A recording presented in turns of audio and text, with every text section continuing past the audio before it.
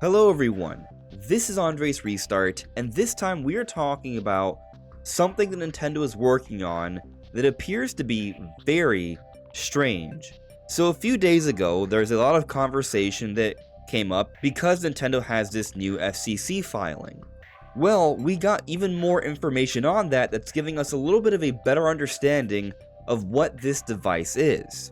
Now, does it have to do with Switch 2? It's possible, but it also might be something entirely different.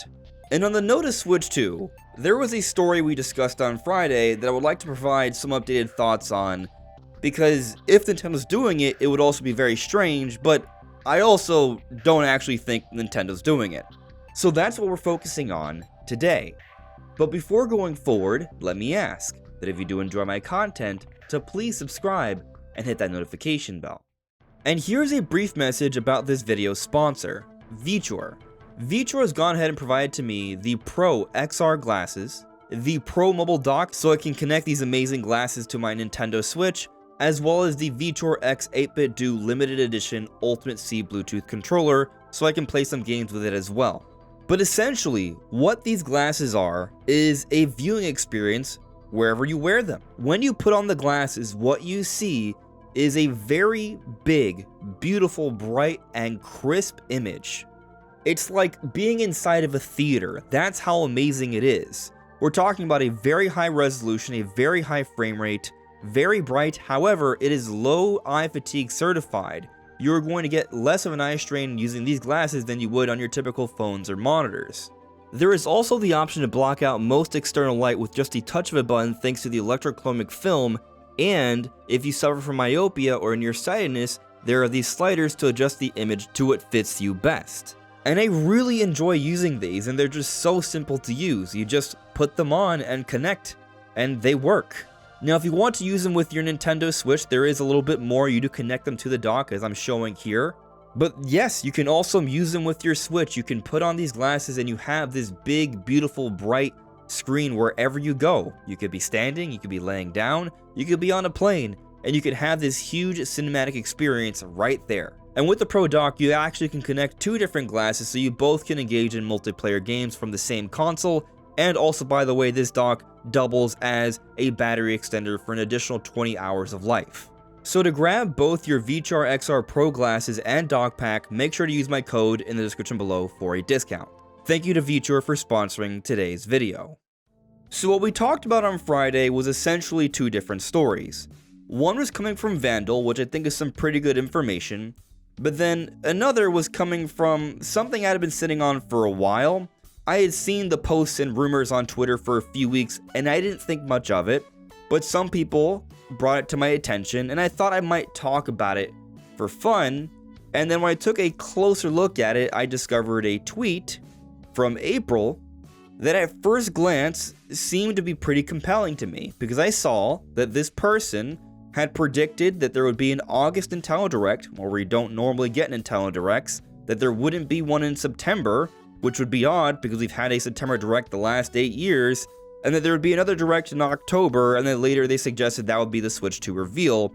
And even though many people have been arguing for a Switch 2 reveal in September, they never folded on that.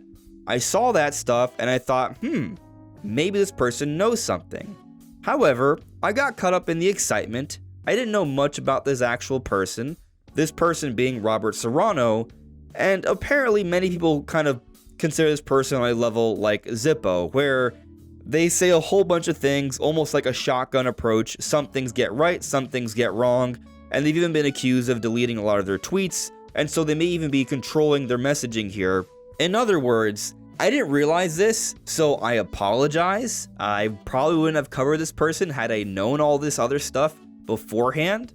And basically what I'm getting at here is that everything that they suggested, maybe we could just take at least with a grain of salt or consider as a nice talking point, but maybe not take too seriously. That's how I'm now looking at it.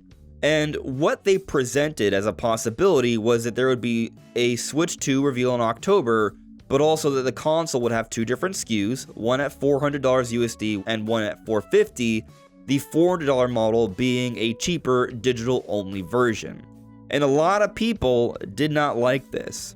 Now, I found it interesting at the time because it reminded me of a bit of information that came from the Xbox Era podcast last year, where they talked about Nintendo doing something very Sony-like with the Switch 2, which that is what Sony does. They do have a digital-only version and then a normal version that costs more. And from one perspective, I thought it might make a lot of sense because, yeah, the gaming industry as a whole, at least the businesses, right, the publishers, they would love for there to be more digital sales because they make more money on that.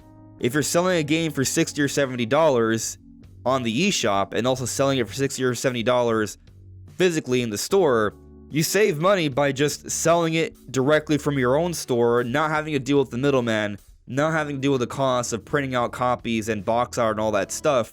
So yeah, digital sales is better for the bottom line of companies. Of course, many people don't like that because, well, if you have a digital only version, it can be argued it's more so like a rental as opposed to actually owning the game. And so there's certainly a lot of debate about that, and many people don't want this to happen, and many people look towards Nintendo to be kind of like the company that will stick to physical longer than the rest of the industry. And I think this is all the case, but I also think it is somewhat of an inevitability that companies are going to find a way to phase out physical cartridges and discs and things of that nature, and getting us more and more comfortable with digital stuff. So perhaps releasing a new console at a cheaper price that's digital only might incentivize people, but still they would have their own physical version. From that perspective, I think it makes a lot of sense, but at the same time, I do think it does feel weird because, yeah, a $50 difference, but it wouldn't actually cost them more because it's not a disk drive, this is just a cartridge slot. It would be strange, and the only reason that I think they would be doing it would be purely to incentivize people to get digital only, which I think a lot of people would not be happy with. And thinking about it a little bit more, depending on how Nintendo would handle this, if this is even something they're doing, they might not even want to run the risk because potentially there could be a lot of negative publicity going into the launch of their console, which might not be great to start off a new generation. And we've seen how negative publicity can impact generations. Look at what's happened with Xbox in the past, for example.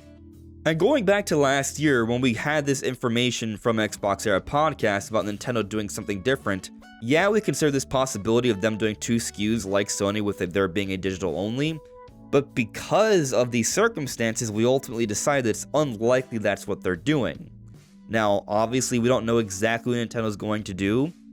If I had to pick, if I had to place my bets, I think it would be simpler to just come out with one single price point.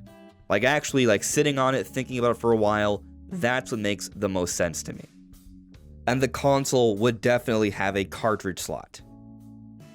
But let's now get into this FCC stuff. So Nintendo has this new FCC filing for a wireless device with an FCC ID of BKECLO001. From the first bit of info we found on this appears to be the bottom side of the device, how it's being described in the report. And it has a 2.4 gigahertz Wi-Fi radio and a 24 gigahertz wave sensor. So the Wi-Fi radio would be just for connecting to Wi-Fi, but the wave sensor might be for detecting actual movements. So people have been speculating that there might be some sort of device Nintendo's putting together that would be for measuring motion controls. And some people are going as far to suggest that this might connect directly to the Nintendo Switch 2, and it could be to help to measure motion control movements and things of that nature. I don't think that's what this is. I think it's an entirely separate device. Maybe it can somehow connect to the Switch 2 or in some way, but I think there's a really good chance it stands on its own. But we actually have even more information about this that's been discovered by Remote Play Gaming, so I strongly recommend you check out their video on this. It will be linked in the description below. Check them out. They've been providing some pretty good info as of late. And here they actually put together a little bit of a mold of how they think the device looks, because they actually found more information on this FCC filing. Here they even see the dimensions of the device. So they put it together And it's basically kind of like a cube that appears to have these sensors in the front, perhaps even with some sort of LCD or image panel. And that's pretty much what we've learned about this device. What does it do? It's hard to say. It may not actually be a cube, but it does have these dimensions lengthwise, widthwise, and heightwise of 100 millimeters, which seems like a cube, but maybe some parts are cut off. And so it seems too big to be something like a Pokewalker. So I am skeptical that this might be like a new device that maybe they're going to announce closer to the release of Pokemon Legends ZA, where you have a companion Pokewalker-like device with you to put in your pocket. It's not pocket-friendly. I do think, however, there is a decent chance that when Nintendo shows off the Switch 2, there could be a set of peripherals that may do different things, and perhaps this could be one of them. I think there's a chance of that. If that's the case, it would almost feel like maybe something like the Kinect from Xbox, where they had that little camera thing that you could kind of stand in front of it and do different movements. But considering the tech we have with the Switch, and I assume that the tech in Switch 2 would at least be the same, if not better, I don't even know how that would be necessary to have a device that measures more of your movements. I almost feel like this is something that would make more sense outside of Switch or Switch 2, and maybe be its own thing, perhaps tied to some sort of mobile game app. I think that might even be a more reasonable possibility. Maybe Nintendo's putting together some sort of fitness app. Maybe they want to take like Brain Age and make it into a proper big mobile game, or maybe something like Wii Fit or Ring Fit Adventure, but for mobile, but also has its own device. Although thinking about it more as I kind of talk about it, the idea of having a mobile app that also has like this box-like device that can connect to Wi-Fi but also measure movement. I mean, if it's a mobile app, then in general maybe you don't want to have like a separate device with it. But if you look at like what we saw with Pokemon Sleep, maybe they could be doing something like that. It's strange. It's kind of hard to really figure what this is for. But another consideration here is that maybe this is not even intended to be like a device that's going to be sold to millions of people. Maybe it's something that's going to be incorporated into the Nintendo Park or the Nintendo Museum, and it ties into one of the wacky, fun things you can do at these locations.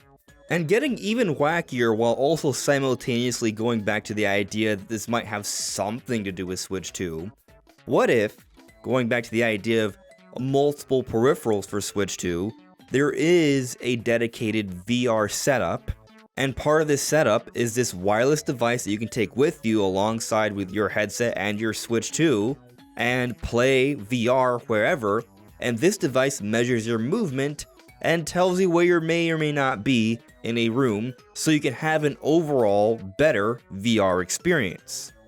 At this stage, really, I just don't think we have enough information to say with certainty what this is. It's strange, but it's also interesting. So what do you think it might be? Let me know in the comments below. This is AndresRestart. Thank you so much for listening and watching, and I'll see you all really soon. Take care. Bye.